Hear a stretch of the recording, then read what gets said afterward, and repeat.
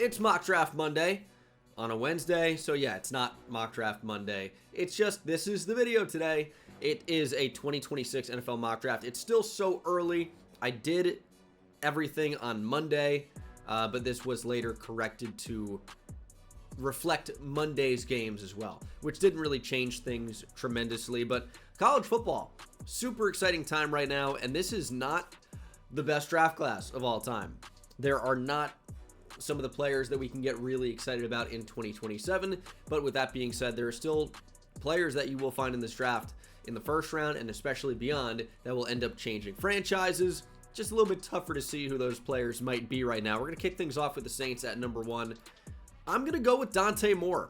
I've been pushing this train for a little while now, and it's important to realize how early it is, but Dante Moore looked exceptional against lesser quality opponents, and I think it is super important for me and my channel and for the draft community to understand the context of opponent, right?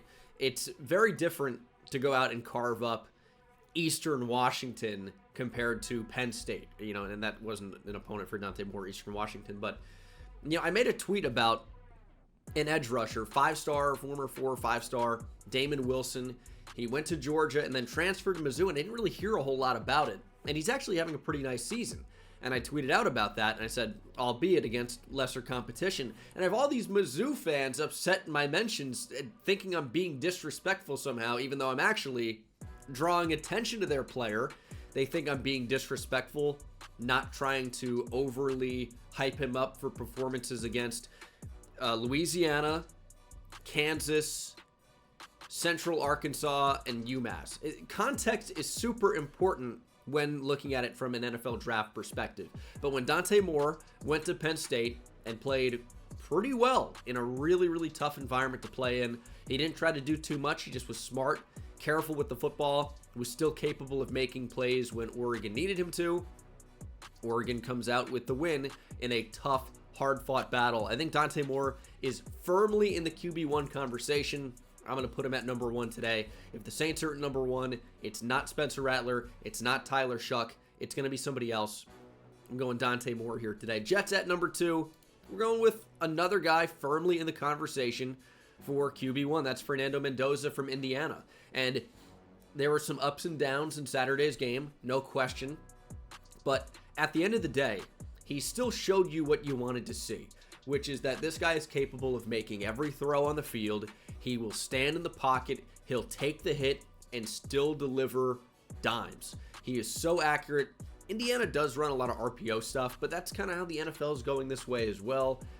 So I'm not really concerned about him translating into, you know, a pro-style offense, because pro-style is incorporating a lot more RPO stuff now, and he's still capable, I think, of playing in an NFL structure. I think the intangibles are there, and I think the physical skills are quite good as well. So I think he's firmly in the QB1 conversation.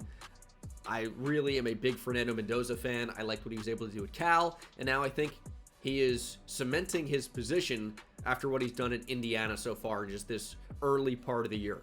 A lot of football left to be played. And at number 3, I think you're talking about a player who really has boosted his stock a lot, because the tape was just okay coming into 2025. He's somebody that had a big name attached to him because he was a former really hyped up player at Miami. But in 2025, he is elevated to a completely different level. Ruben Bain Jr. has been arguably the best player in college football this year. Titans grab him at number 3. Of course, they have their QB of the future in Cam Ward, you hope.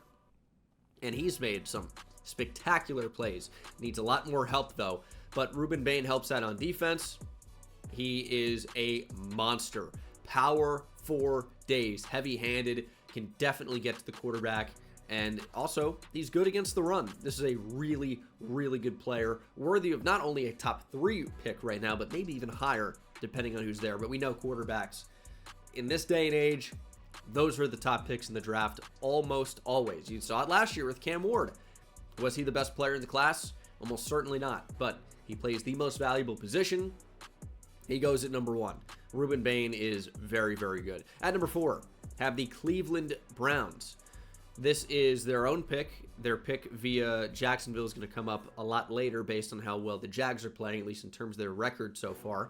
And the Jags easily could have another win as well if Brian Thomas Jr. is playing a little bit better at this point in the year. But the Browns at number 4.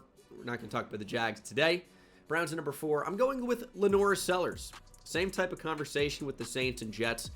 If they're picking the top 5, I think it's very safe to say that they don't have a quarterback of the future. I don't think you're attached to Shedeur Sanders. I don't think you're attached to Dylan Gabriel, who's going to start this year or this week. You're certainly not attached to Joe Flacco, obviously. You just benched him and he's 40, right? Lenore Sellers is someone that continues to play better and better and better every week. He is a big body. He is a really good athlete. He's not Anthony Richardson. And I didn't super hate Richardson as a prospect, but Sellers is on a different level. He's definitely better. And he's continuing to play better and better week to week. His sack avoidance is spectacular. He's got a big-time arm, and of course, he can move as well. He's a really, really fun player that, like all of these guys, no one here is a finished product. He needs to continue to take steps across the course of the season, but he's doing that right now. So, arrow is pointing up, and that's what you're looking for on October 1st from some of these players. This is maybe my wildest pick of the video, and I'm going to stand on it. Miami Dolphins at number 5. Signed Darren Waller out of retirement. Scores 2 touchdowns on Monday Night Football. I don't care. I want Kenyon Sadiq out of Oregon. I think he's a top 10 player in the class. Right now, firmly, I know tight end is getting hyped up every single year now because there are good tight end prospects, and we're seeing some of them play really, really well right away, which is something that I think, didn't really see for a long time. First-round tight ends, it was just tough for those guys to get going, especially early. Kenyon Sadiq is unbelievable. He's not your typical tight end size. He's like 6'3", 240 or something in that range, maybe a little bit tall or a little bit heavier than 240, but he can block like he's 260. He can certainly move. He's almost like a big wide receiver body with tight end type blocking ability. I really, really like him as a player. I think he's a top 10 player, and I think here for the Dolphins, this is a perfect fit for Mike McDaniel's offense. Now, here's a good counter to that, is if the Dolphins are picking at number 5, Kenyon Sadiq is not going to be potentially in Mike McDaniel's offense because Mike McDaniel might not be the head coach anymore. And I think that's a fair argument. But if things stay the same here, I think Sadiq is a perfect fit into that offense. He's an incredible receiver. He can really block. I think he's a stud prospect, and I'll put him inside the top 5. I think the player to team fits really good, and I think the player is just absolutely phenomenal. Number 6, it's a player I'm quite high on as well, and I've been hyping him up for a little while right now. It's Arvell Reese. I think this is a top 10 type player in the class as well. Now, I like the Ohio State prospects this year. Caleb Downs is great. Sonny Styles I like quite a bit, and I'll tell you, spoiler, I wasn't able to get him in the first round of this mock draft. It just didn't happen. It was tough to fit a lot of linebackers in, but Arvell Reese is different because this is one of those, like, he's not Jalen Walker, but he might be better than Jalen Walker, but it's the same type of, on-ball, off-ball type of player. He's got multiple types of capabilities. He's a really, really good athlete with a really good size that is capable of impacting the game in a number of different ways. He is this modern NFL hybrid edge linebacker type that we're seeing. And these guys get drafted fairly high, and Reese is a game changer at times. It's not even just the athleticism that you see, it's the football IQ. It's the ability to read and react and make plays against both the run and the pass. He can get after the QB. He was the best player for Ohio State over these past couple of weeks, and he showed out at the start of the year as well. He is Ohio State's best defensive player right now, and that is even with Caleb Downs, who is a great, great, great player, albeit at a less valuable position in terms of how players are drafted. But Arvell Reese is a legitimate talent. Now, do we expect the Ravens to be picking at number 6? Not exactly, but this would be pass rush help. It would be help in the box potentially as well. Roquan Smith is not playing at the level that we're used to seeing Roquan Smith play. You wonder if he's just having a rough start to the year, or if maybe the wheels are starting to fall off a little bit. He was such an amazing player. Still could be quite good, but it's been a shaky start to the year. The Ravens don't have a lot going on defense. And Kyle Van Noy, when healthy, has been a very good player, but he's older now as well. This could be a replacement long-term. I think he's just a great fit for this defense as well. Just, the Ravens won't be here, but Arvell Reese could be somewhere in the top 10. Raiders at number 7, going with Francis Mauigoa from the U. Now, I've been looking into this a little bit, and he's played well at tackle, so I want to say, okay, this is a potential fit at right tackle for the Raiders. But from talking to people that I respect, they think this guy might be more of a guard. And that's kind of based on his movement skills, and he is really, really powerful as well. But I've seen him, I think he can hold his own at tackle. So you have starter potential at tackle with potentially even more at guard. We'll see what team drafts him. We'll see as we go through this season and through the draft process what the word ends up being. But this is tackle and guard flexibility. He's got a profile that says he can slide inside quite easily. And again, that comes down to movement abilities. And I think also I like power from my guards as well. But it's really a movement thing. Is he going to be able to stay out on an island? We'll have to see. But Francis Mauigoa is having a really nice season. I think there's definitely an argument to be made that he'll stay at tackle in the NFL, even if he profiles a little bit more as a guard. Panthers at 8. Go with Jordan Tyson. He continues to impress so much every single week. And I think the Panthers could just use more at receiver. I really like Jalen Coker. I do. He's been hurt this year, but I really like Jalen Coker as a player. T-Mac is awesome. No question. I think you have a lot of questions about everything else, right? Adam Thielen, gone. Hunter Renfrow, not an answer for the future. Xavier Legette, not really looking like a whole lot, to be honest, at this point. Jordan Tyson is a monster. He's one of these guys at receiver, and there are a few of them in this class. I love Mekhi Lemon as well, but Jordan Tyson is just a playmaker. I've said it before. I'm going to be saying it the entirety of draft season, so get used to it. But this is just a guy with great ability to get open, catch the football in traffic, doesn't matter, run after catch. He just does everything so well. And I think he's absolutely wide receiver 1 right now. And he's in that top 10 conversation. I like Jordan Tyson here at number 8 to the Panthers. Giants at 9. They might end up picking a little bit higher than this in the end, but you beat the Chargers. You're down here to number 9. And Caleb Downs makes sense. Peter Woods makes sense. Spencer Fano makes sense.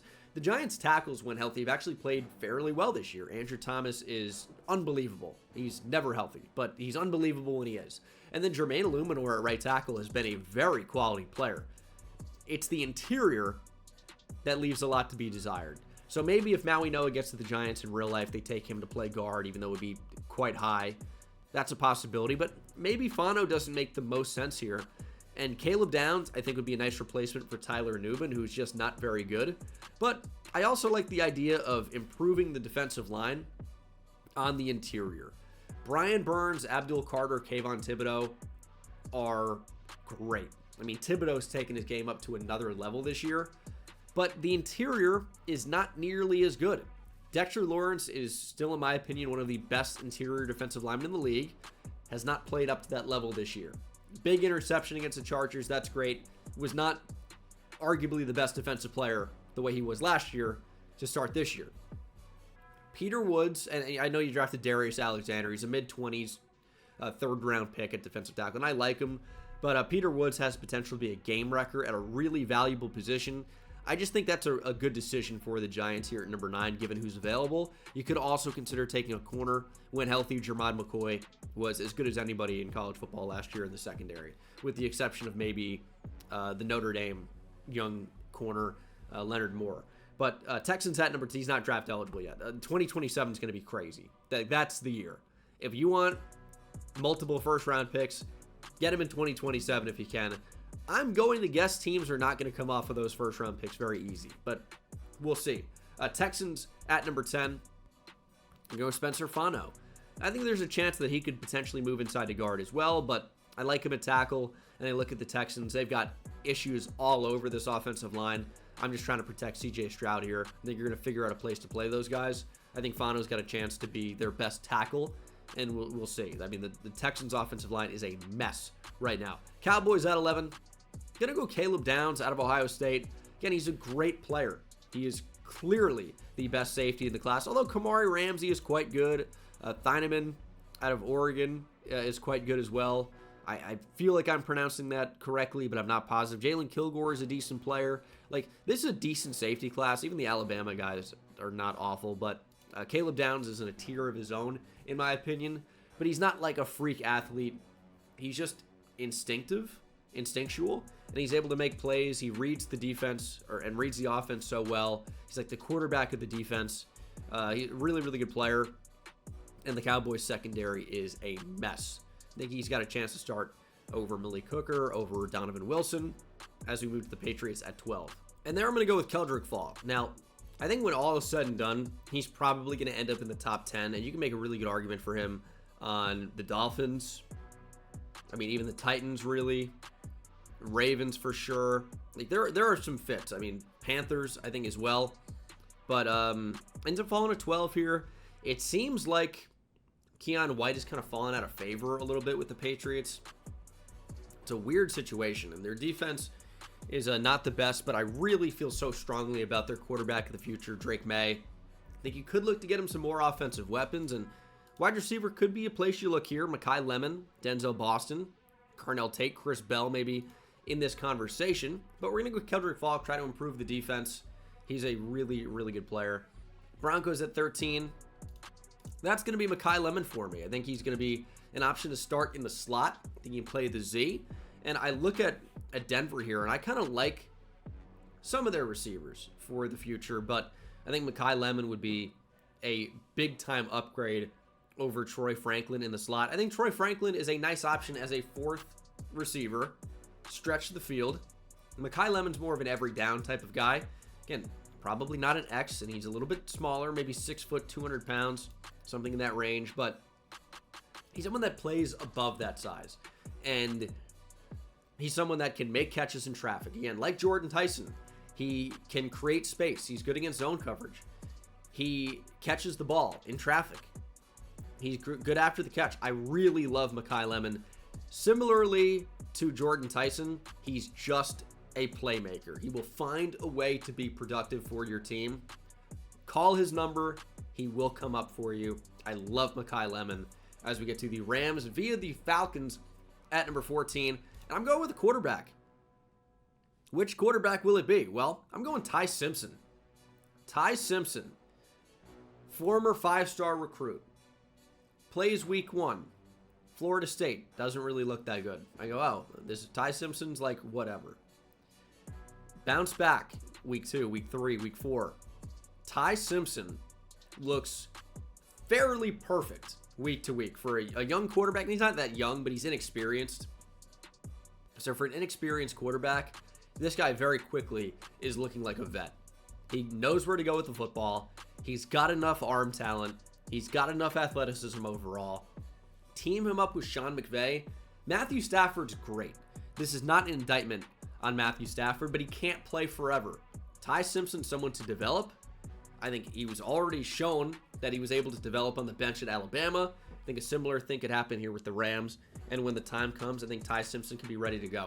He's played great. I think it's time to start talking about him as a potential first-round pick when he has played significantly better than a lot of the names below him.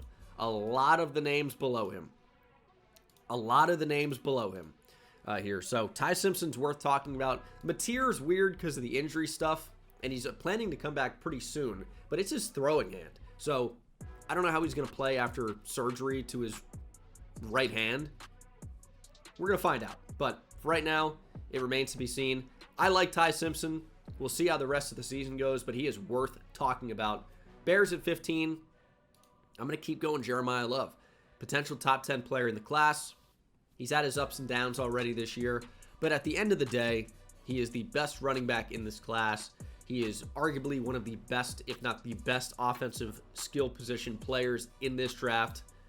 I was going to say offensive players in general, but I mean, you can make a conversation about, of course, some of the quarterbacks, linemen maybe, but He's in that top group. It's just you worry about positional value, about where these guys are going to go. But he's arguably the top offensive player in this draft, regardless of anything else. Really good player. I just want to see him be a little bit more patient. I said this in the last episode as well. Be a little bit more patient. Don't try to bounce as much.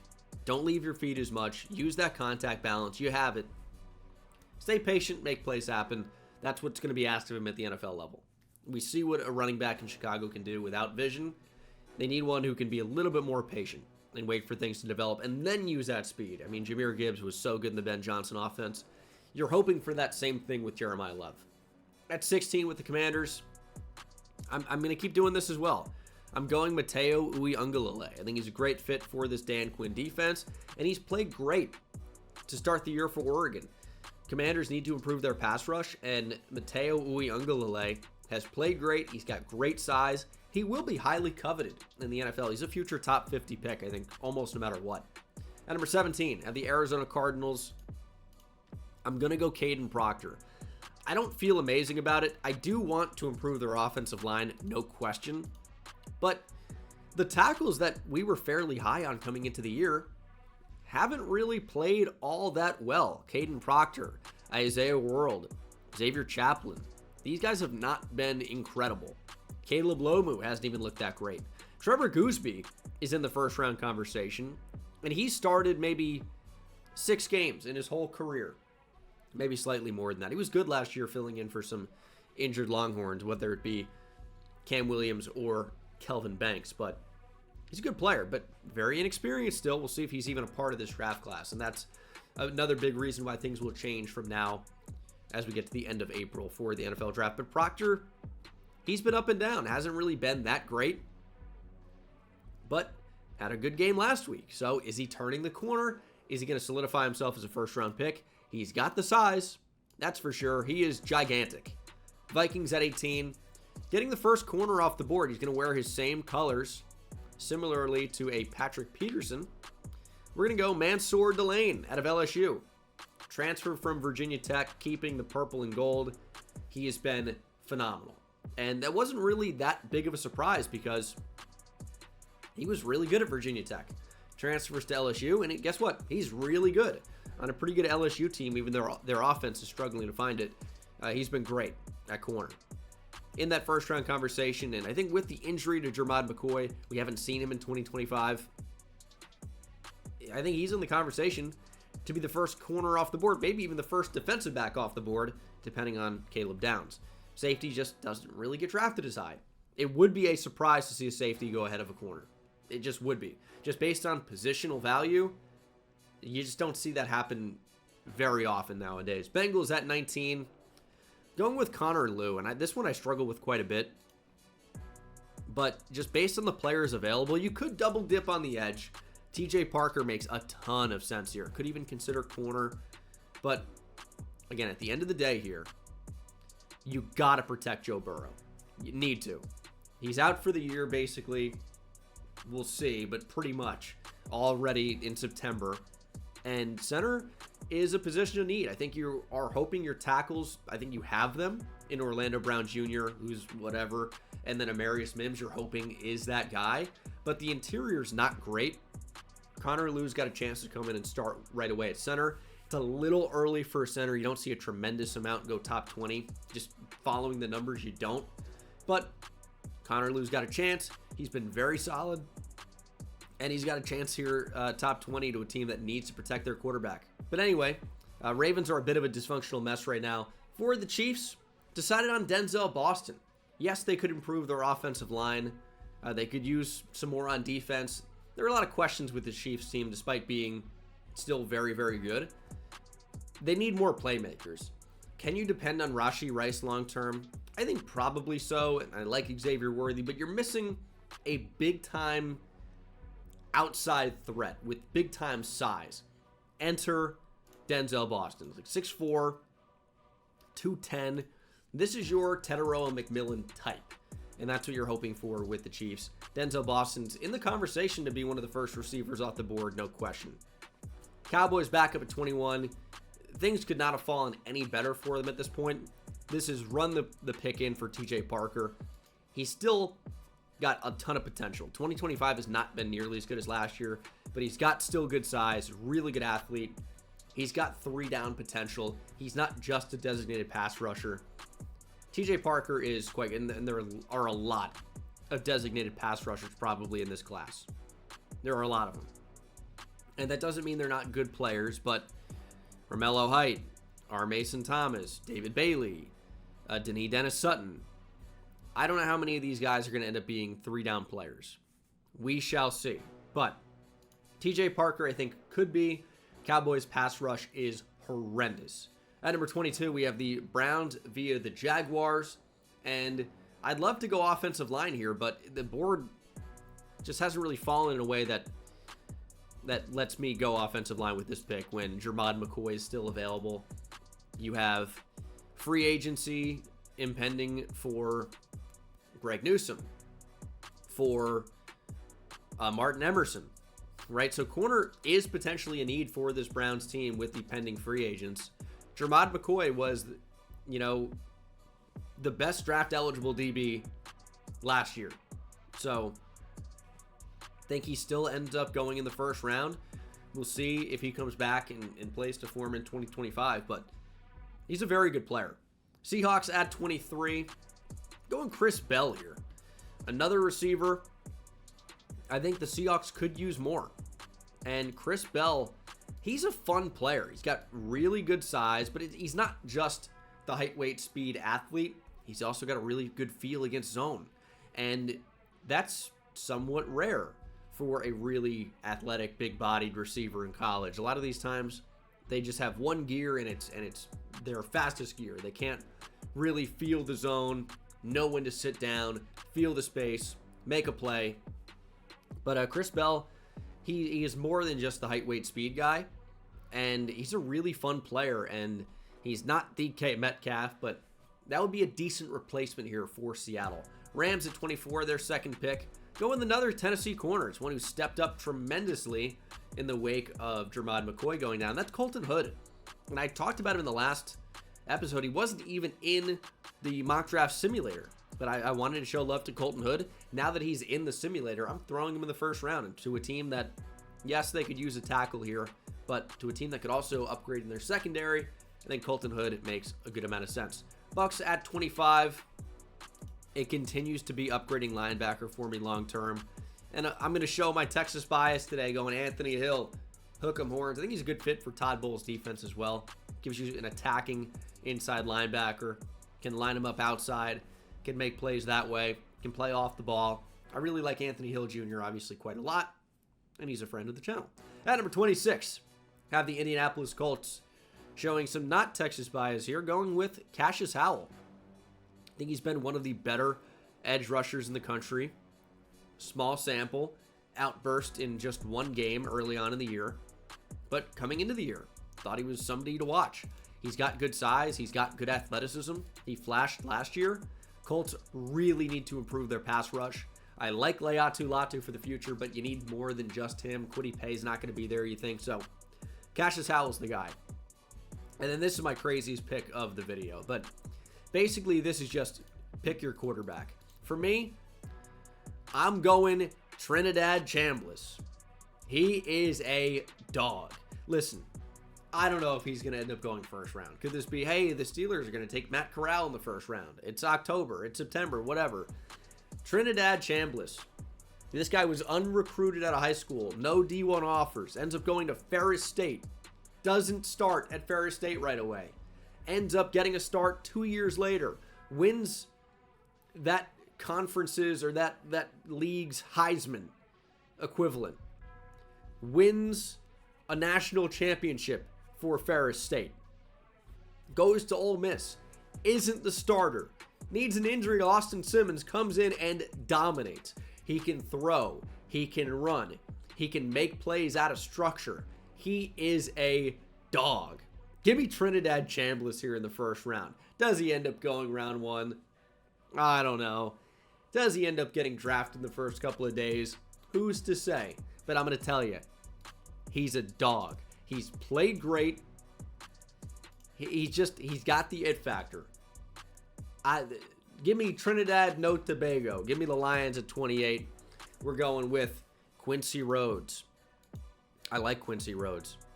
Wasn't really familiar with him coming into the year, and he's been as productive as any player in college football, but I popped on the film, and oh my goodness, he is gigantic, and he can move. He is long-limbed. That is valuable in the trenches for a lot of different reasons, but oh my goodness. I was really impressed. This looks like a first-round type of player, and for the Lions that could really use an upgraded pass rush on the other side of Aiden Hutchinson, Quincy Rhodes could fit the bill. At number 29, LA Chargers. You lose to the Giants. Man, that sucks if you're a Chargers fan. That's a tough team to lose to. Go Giants. But the Chargers could still use upgrades all over the place. I'm going to go Avion Terrell just because I look at corner and there's no one that particularly makes me feel very confident if I'm a Chargers fan. Avion Terrell is AJ Terrell's brother. He's undersized, but he's also a dog. He's got decent ball skills. He can stay in phase. I like him. He's a good player. At number 30, have the 49ers going with a developmental offensive tackle from Texas. Give me Trevor Gooseby. Hook him. Really, really good athlete. He's got good overall size. Trent Williams cannot play forever. And Gooseby's got a chance to start opposite as well. So Trevor Gooseby feels like a pretty good fit for me here at 30. At 31, Buffalo Bills, I'm going Keith Abney, another player that's been really impressive this year. Will Lee was in consideration here as well, but I wanted to show some love to Keith Abney. He's got decent overall size. Another guy that is just a dog. Really love watching him play. Good ball skills. Really good player. As we get to the last pick of this first round, it's the Eagles. Going LT Overton. They just like this type of player. Good overall size. Inside-outside flexibility on the defensive line. Like Milton Williams-esque, I suppose. That's kind of who you're going for. Overton may be slightly more of an edge compared to Williams, who is slightly more of an interior player. He's a really good player. Flashed a lot last year. You're looking for more consistency in 2025. We'll see if he can end up providing that. There's a lot of football left to be played, but that is the first round mock draft. Hopefully regular videos returning tomorrow or Friday maybe. I am sick right now, but we're dealing with it. And hopefully you enjoy this mock draft. I may have said some things that I didn't mean because I'm sick and the brain's not functioning at full force. And when it is, it's not great anyway. But thank you guys so much for watching and subscribing. And I'll see you in the next one. Take it easy.